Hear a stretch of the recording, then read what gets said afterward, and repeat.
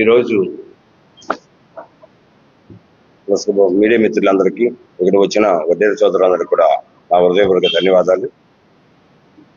నా పేరు తిరుపతి శ్రీనివాసరావు, వడ్డేర రాష్ట్ర అధ్యక్షులు. ఈరోజు ఈ ప్రెస్ మీట్ పెట్టడానికి కారణం ఏంటంటే, రాష్ట్రంలో దరిదాపులుగా 40 లక్షల మంది వడ్డేరులు ఎదుర్కొంటున్న సమస్యలపై ఒక డిమాండ్గా అధికారాన్ని కోరడం జరుగుతూ ఉంది. ఆ అధికారం ఎలా కోరుతున్నామంటే, తుమ్మలపల్లి కళాక్షేత్రంలో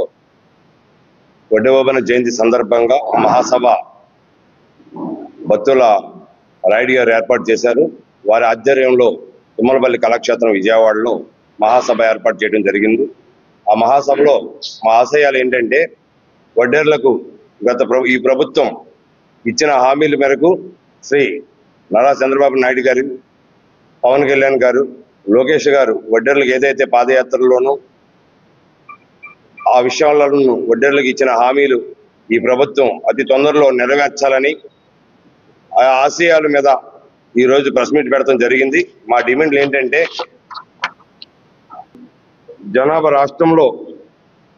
ఉన్న 40 లక్షల మందికి గాను 250 కోట్లు వడ్డేరు కార్పొరేషన్ నిధులు మంజూరు చేయాలని, విరివిగా స్వయం ఉపాధి కల్పించాలని, గ్రూపులు బ్యాంకుల్లో లింకు లేకుండా ఆర్థిక సహాయం అందించాలని, అట్లాగే రెండోది కోరీల్లో వడ్డేర్లకు 25% రిజర్వేషన్ కల్పించాలని, ప్రభుత్వం కాంట్రాక్ట్ పనుల్లోనూ డిపాజిట్లు లేకుండా నామినేట్ పద్ధతి ప్రకారం 15% ప్రభుత్వం పనులు రిజర్వేషన్ చేయాలని, వడ్డేర కులాన్ని బీసీఏ నుండి